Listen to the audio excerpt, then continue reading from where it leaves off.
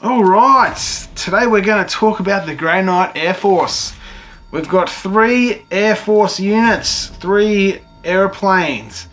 So let's go over them. Stick around.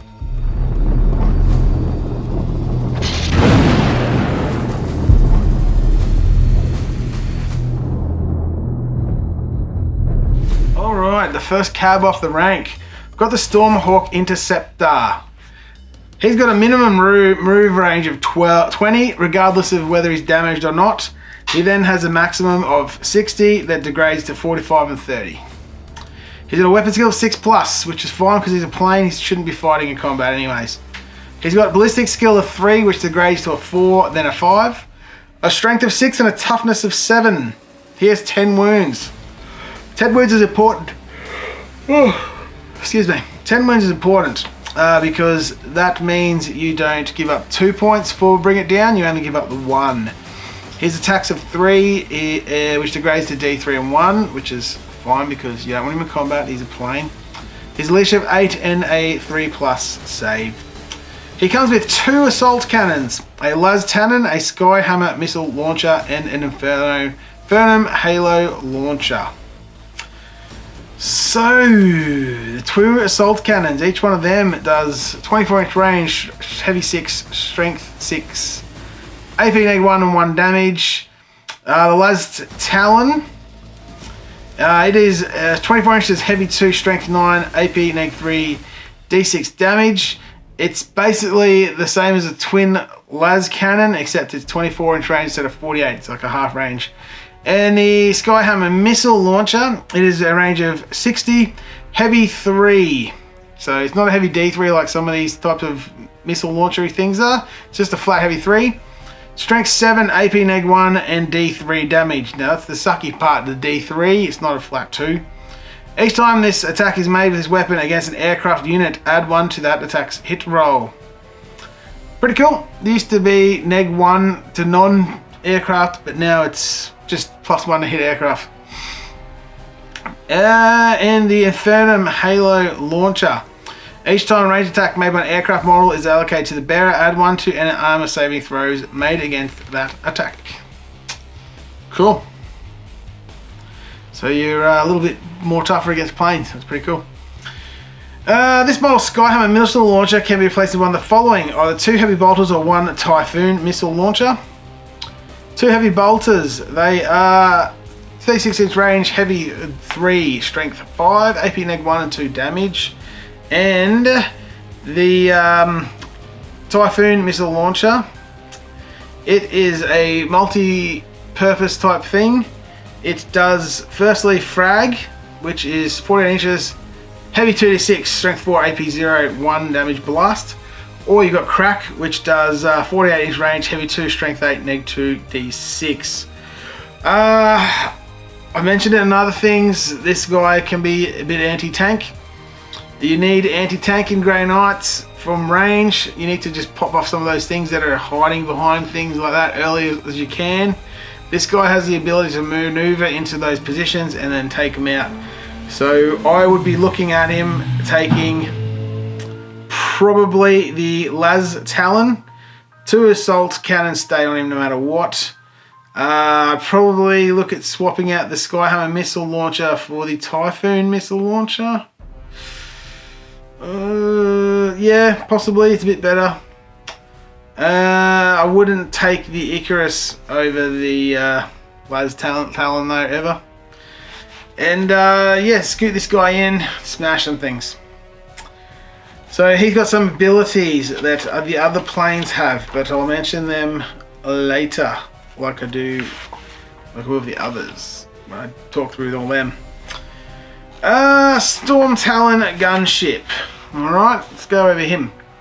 He's got a move of minimum of 20, regardless of his profile, and his maximum is 50, then 40, then 30 as degrading. Weapon skill 6, and then he has a ballistic skill that degrades 3+, 4+, 5+. He has a strength and toughness, both of 6. He has 10 wounds. So keep that in mind as well, because he's only 1 point for bringing it down. 3 attacks, which degrades to D3 and 1, a leash of 8, and a 3+ save. A Storm Talon is equipped with a Skyhammer missile launcher and a twin assault cannon.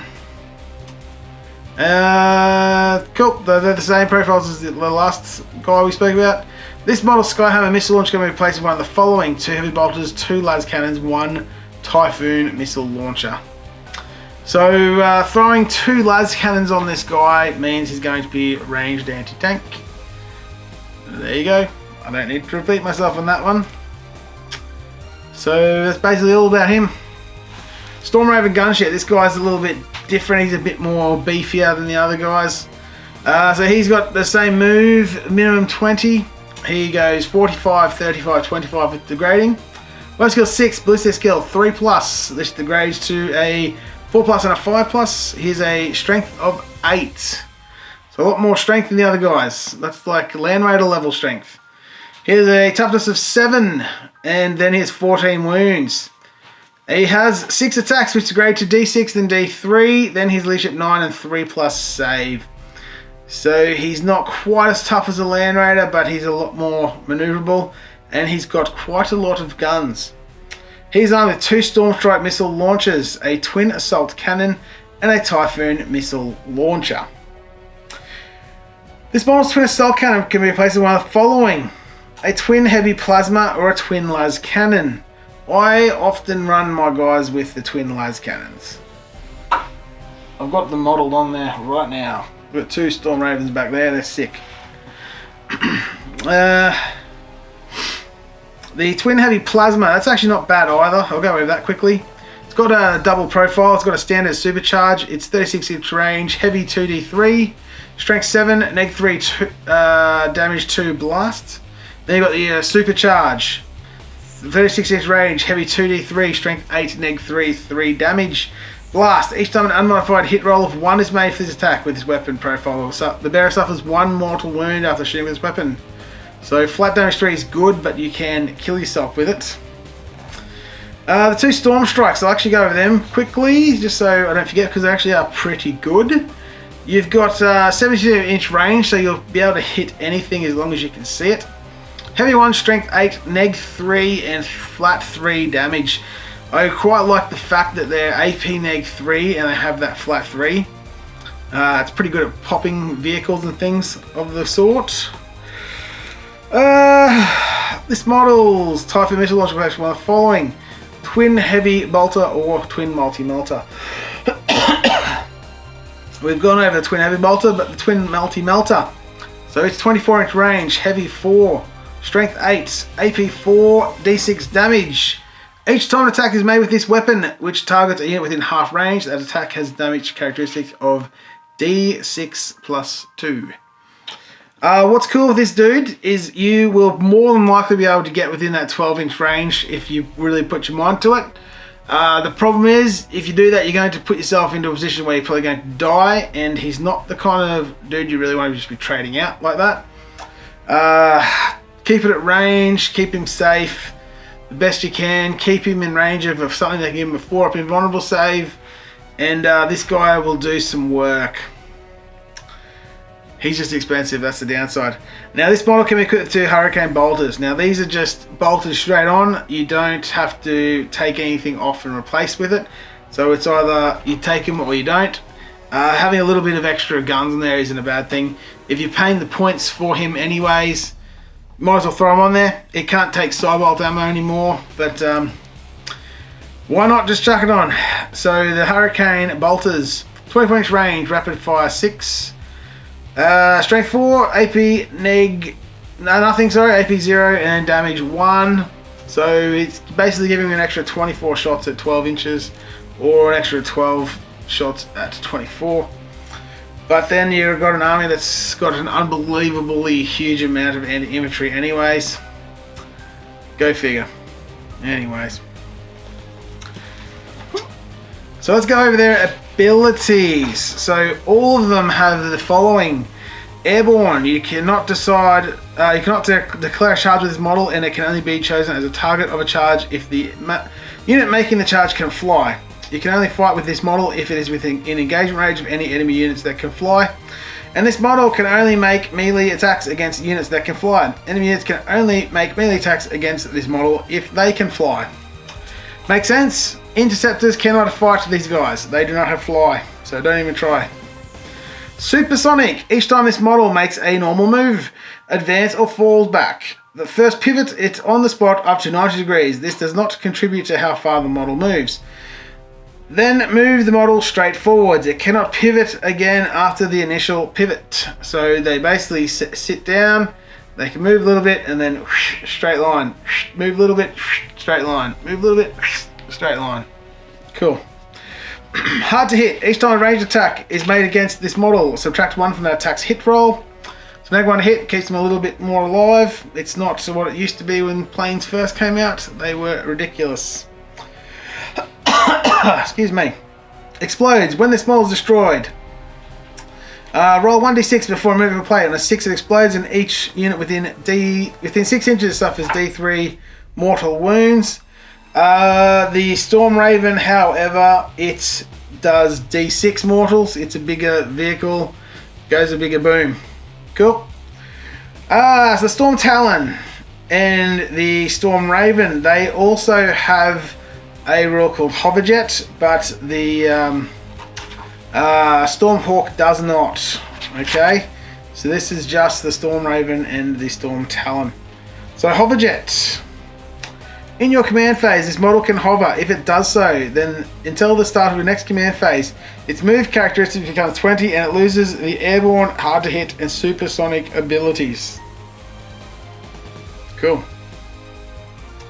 So this is one of those things where you look at it and you go, okay, why would I ever not want to just fly if I'm going to lose my neg 1 to hit and all that?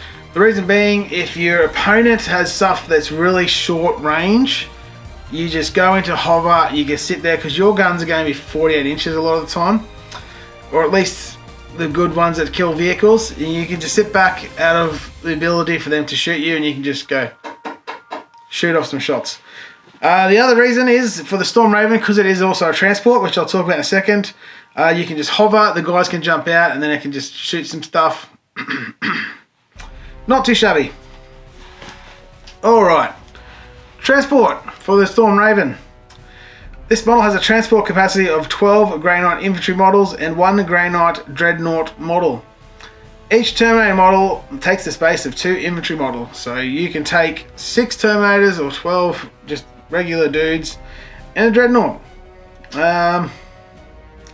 It's pretty cool. Cool fact that you can take a Dreadnought and he can just jump out and start blowing things away.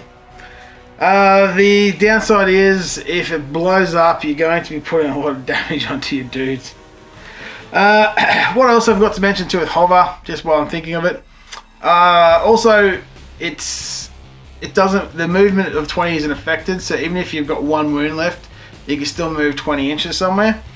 The other thing is with the hover, if you're in a position where you're going to have to either fly off the table or not be able to go anywhere, you can actually choose to hover and then you can move it back somewhere into position, so the next turn you can fly it off into somewhere better as well. Just going to mean you're not going to get your neg 1 to hit or be hit. So yeah, that's pretty cool.